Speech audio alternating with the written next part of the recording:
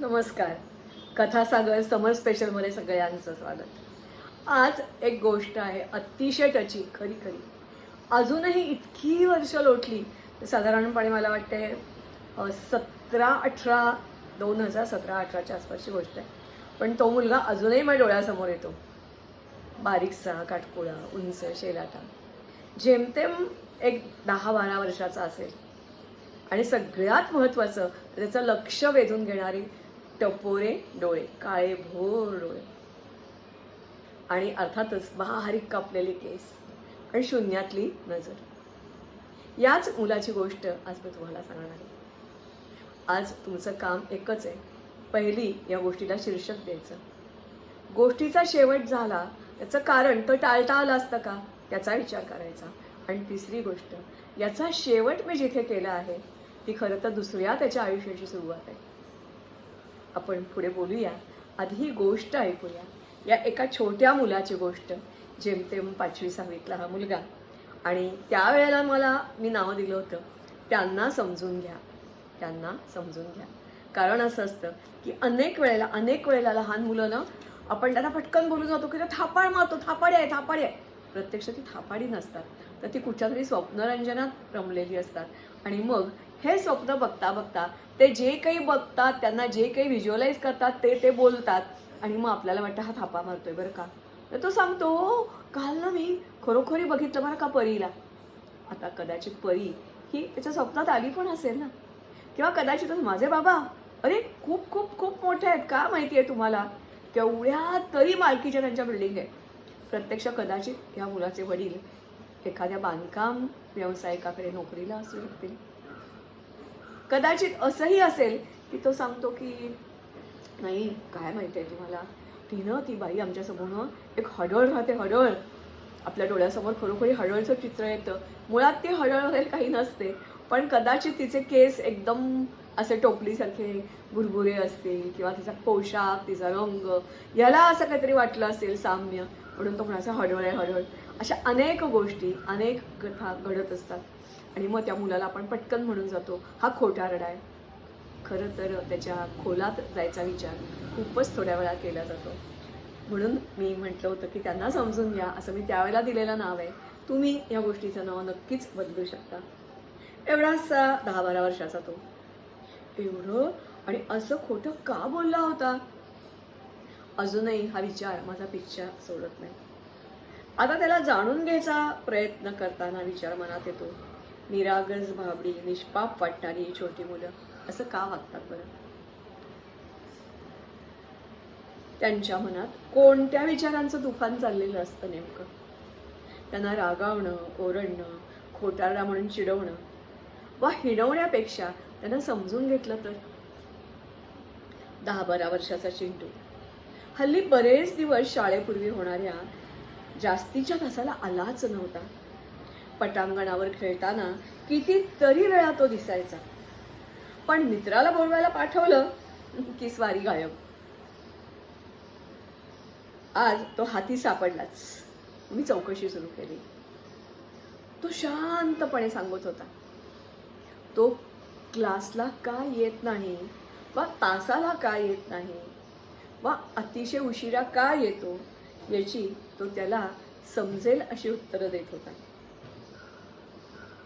मधूनच त्याच्याकडे पाहत माझ्या चेहऱ्यावरचे बदलणारे भाव आणि आवाजातला फरकाचा अंदाज घेत घेत तो बोलत होता बरं का. आमचं संभाषण सुरूच होतं. बाई काय करणार, दादरवरून येतो ना, मग उशीर होतो. दादरवरून एवढ्या लांबून, मग जवळची शाळा निवडायचीस, ते सोडून इथे काय ॲडमिशन घेतलीस. तसं नाही बाई, तो अगदी भाबडेपणाने मान डोलवत मला खरं वाटेल असं समजून सांगल्यासारखं बोलत होता. मी पहिलं इथेच राहत होतो, पण सामाई परीक्षेत नापास झालो ना, मग आत्यानं घरातून काढलं आणि मग मी मामाकडे राहायला गेलो. अरे पण आत्याकडे का, आई बाबा कुठे असतात, आई काय करते आणि बाबा. यावर मात्र तो थोडा वेळ मख्खच विचारात गडल्यासारखा. परत मी म्हटलं, अरे बोल राजा, काहीतरी सांग. मी त्याच्याजवळ गेले, पाठीवर हात थोपटला, त्याला बोलतं करायचा प्रयत्न केला. कारण मला कळलं होतं की रागावून आणि ओरडून होण्यासारखं हे काम नाही आहे. त्याच्या मनात काहीतरी चलबिचल सुरू आहे.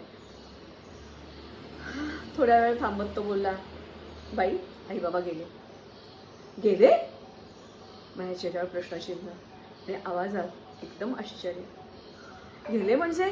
कधी, कसे, कुठे? आता मला त्याच्याबद्दल थोडी सहानुभूती वाटायला लागली होती. त्याला कशी मदत करावी असा विचार येत होता. थोड्याच वेळानं संभाषण पुन्हा सुरू झालं. आजारी होते का? तू केवढा होतास तेव्हा? त्याच्या एकूण चेहऱ्यावरून मला अंदाज आला होता. गेले ह्याचा अर्थ गावाला वगैरे नाही, तर खरोखरीच निवर्तले, देवाघरी गेले असं त्याला सांगायचं असावं.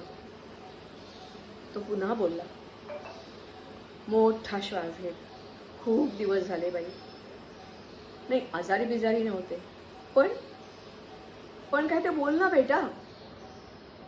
एक दिवस ना मी, आई, बाबा आम्ही सारे समुद्रावर फिरायला गेलो होतो. थोड्याच वेळात आम्ही पाण्यात शिरलो. पाण्याची मोठी लाट आली आणि त्या लाटेबरोबर प्रथम बाबा गेले आणि मग आई. खरं तर त्यावेळी माझ्या पुढे हा प्रश्न आलाच नाही, मग तो कसा वाचला. पण तो मात्र अगदी निरागसपणे जणू काही सारं हे असंच घडलंय असं समजून माझ्याशी बोलत होता. मी थोडी भावूक झाले होते. मला पुढे बोलवे ना. त्याच्याबद्दल अपार सहानुभूती दाटून आली. आता ह्या अफाट जगात याचं कसं होणार? प्रश्न सतावू लागला. याला कशी आणि काय मदत करावी या विचारातच मी त्याला अगदी जवळ घेतलं, नातवंडासारखं. त्याच्या डोक्यावरून हात फिरवला आणि 2 दिवसांनी आश्चर्यच घडलं. त्याची आत्या आली. तिला आमचं संभाषण कळलं होतं. जवळपास ऐकणाऱ्या मित्रांनी तिला सांगितलं असणार. ती सांगत होती, काय सांगितलं तुम्हाला यानं बाई? अहो, याचे बाबा आई बाबा जिवंत आहेत आणि मामा तर नाहीच आहे. बराच वेळ ती भडाभड बडबड बडबड बडबड बोलत होती. तिचे शब्द ऐकण्याचा प्रयत्न करत होते. ती सांगत होती, आई बाबा याचे गावी असतात. गावी शाळा नाही, छोटीशी शेती आहे. पण बाबा खूप दारू प्यायचा आणि मग तर तो आजारीच पडला. त्याने हांतरून धरलं, त्याला लकवा भरला आणि मग त्याला हांतरुणावरून उठवे ना, सगळी जबाबदारी आली आईवर, घराची, शेताची. ती बिचारी थकून जायची. बरं, हा पोरगा एकटाच होता. मग काही वर्ष मलाही गावाला जायला जमलं नव्हतं. आजारी भावाची भेट घ्यायची म्हणून मी गावी गेले आणि इथलं सगळं बघून मला ह्याच्याबद्दल खूप काळजी वाटायला लागली. कारण गावात शाळा होती फक्त 4थी पर्यंत. आधीच याला उशिरा शाळेत घातलं होतं, पण आता 4थी नंतर लांबच्या शाळेत कसा जाणार हा? त्याची आई सगळं कसं करणार? मला काही सुचेना. मी सहज त्याच्या आईला म्हटलं, त्याला घेऊन जाऊ का माझ्याकडे? भावाला काही फारसं कळत नव्हतं, बोलता येत नव्हतं. आई म्हणाली, सांगते विचार करून. तिला पण पोटचा गोळा पाठवायला जरा जीवावर आलं होतं ना. पण मुलाच्या भविष्याचा विचार करून तिने सांगितलं, हो जरूर घेऊन जा. तुमची 2 मुलं, त्याच्यात हा मुलगा छान राहील. तुमची मुलं शिकली, हा पण शिकेल. भाबडेपणाने आई बोलत होती. त्यांचं संभाषण सुरू असताना हा छोटू याला घेऊन जाऊ का या शब्दाखातर ऐकता ऐकताच खूप दूर पळून गेला होता. तो परत आला. दुसऱ्या दिवशी माझी जायची गडबड सुरू झाली. याची छोटीशी बॅग त्याच्या आईने तयार करून दिली. त्याला जरा आश्चर्यच वाटलं. माझ्याबरोबर त्याला खरं तर यायचं नव्हतं. घरातून बाहेर पडायच्या वेळेला थोडा वेळ तो गायबही झाला. त्याला शोधून आणावं लागलं. पण त्याच्या भविष्याचा विचार करता आम्ही त्याला इथे घेऊन आलो. आमच्या इथे तो सुरुवातीला रुळला असं वाटलं. सुरुवातीला नव्याची नवलाई होती. थोड्या दिवसांनी शाळा सुरू व्हायच्या वेळेपर्यंत तो मजेत होता. कारण अभ्यास वगैरे काहीच नव्हतं, नुसतं खेळ आजूबाजूच्या मुलांबरोबर. आता मात्र शाळा सुरू झाली, त्याचं भिंग फुटलं. तो 4थीपर्यंत गेला होता खरा, पण सगळ्यांना पास करा या धोरणामुळे त्याला लिहिता येत नव्हतं, वाचता येत नव्हतं, काहीच नव्हतं. पाढे पाठ नव्हते, अक्षर ओळख नव्हती. आणि इथे तर मुंबईची शाळा. त्याला लाज वाटायला लागली. आजूबाजूचे मित्र सारखे आपल्याला हसतायत, नावं ठेवतायत असं वाटायला लागलं. प्रत्येक चाचणी परीक्षेत भोपळा ते घेऊन तो घरी यायचा. वाटलं होतं की तो हळूहळू सुधारेल आणि म्हणून मी रिटायर झाल्यानंतर अशा अभ्यासात मागे असणाऱ्या मुलांचा जो वर्ग घेत होते त्याचा सक्सेस रेट खूप छान होता, 99% म्हणालात तरी चालेल. मुलांना लिहिता वाचता न येण्याची कारणं अनेक असतात. त्याच्यावर संशोधन करून आम्ही काम करत होतो. हा मात्र सुरुवातीला कधी आला, कधी नाही, कधी उशिरा आला, कारण त्याला अभ्यासात मुळात गोडीच नव्हती. एकदा तर आला नाही तेव्हा म्हणाला, बाई नाही आलो, पुस्तकं नाही आहेत. म्हटलं पुस्तकं नाही आहेत, शाळेतून तर सगळ्यांना दिली. गंमत म्हणजे ती पुस्तकंही यांनी विकून भेळ खाण्यात खर्च पैसा केला होता. दुसरी पुस्तकं दिली तरी अभ्यासात खूप प्रगती नव्हती, कारण त्याचं लक्ष अभ्यासात नव्हतं. सामायिक परीक्षेत तो नापास झाला हेही खरं आहे. मात्र सगळ्यात वाईट गोष्ट जी घडली ती म्हणजे पुढच्या वर्षी तो परत शाळेत आला नाही. जो गावी गेला तो गावीच राहिला. त्याच्या आत्यालाही खूप वाईट वाटलं, मलाही वाईट वाटलं. इतकी वर्ष लोटली तरी त्याची आठवण मला येतेच येते. मात्र आता त्या शाळेशी संबंध संपला, आत्याही भेटत नाही. मनात येतं की त्याने पुढे नेमकं काय केलं असेल. मला हेही कळतं की शिक्षण म्हणजे सर्व काही नाही, त्यांनी काहीतरी वेगळंही केलं असेल. तुम्हाला काय वाटतं? सगळा कल्पनेचा खेळ आहे. आजचा गृहपाठ हाच आहे की एक पहिली गोष्ट, या गोष्टीचं जे शीर्षक आहे ते बदलायचं. तुम्हाला काय वाटतं ते द्यायचा प्रयत्न करायचा. दुसरं, याला जर मित्र भेटले असते तर कदाचित हा बदलला असता का, किंवा आणखीन काही तुम्हाला काही त्याचे पर्याय सुचतात का, की ह्याला गावाला जाण्यापासून कसं रोखता आलं असतं. आणि तिसरा जो गृहपाठ आहे तोही मित्र किंवा आई बाबा यांच्याशी शेअर करा आणि मग तुम्ही जे काही पर्याय शोधाल ते लिहा.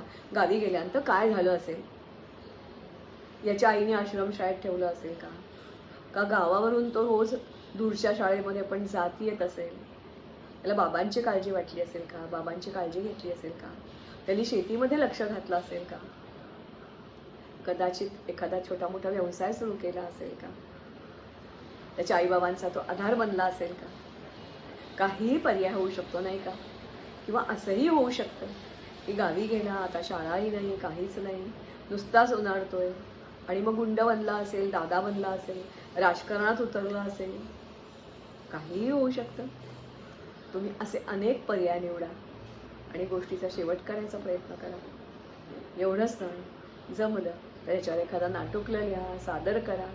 मित्रांच्यात केलं तरी चालेल. दरवेळेला काही शाळेचं गॅदरिंग, मोठं स्टेज असं बिलकुल नसतं. ते करताना अनेक मित्र एकत्र येऊन कल्पना लढवा. म्हणजे वर्णन करताना, कारण आत्ता मी गोष्ट सांगितली पण त्याच्यामध्ये रंग भरायला पाहिजे की कुठे उभे होतो, गॅलरीत उभे होतो, आजूबाजूला मुलं जाती येत होती. नाटकं सादर करायचं आहे ना. त्याची आत्या कशी होती, 9वारी साडी की 5वारी साडी की पंजाबी ड्रेस घालून आली होती, त्याची आई कशी होती, हे सगळं व्हिज्युअलाइज करा आणि मग या गोष्टीचा आनंद घ्या. मला असं वाटतं नक्की तुम्हाला ही गोष्ट भावली असेल, आवडली असेल असं नाही म्हणत मी. तर नमस्कार. सगळ्यांना ही गोष्ट सांगा, शेअर करा, लाईक करा, सबस्क्राईब करा आणि इतरांनाही सांगा. कारण जसं यावर्षीच्या मे महिन्यात आपण कथासागर निवडलं तसं पुढच्या वर्षीच्या मे महिन्यात आपण आणखीन काहीतरी करू. नमस्कार, धन्यवाद.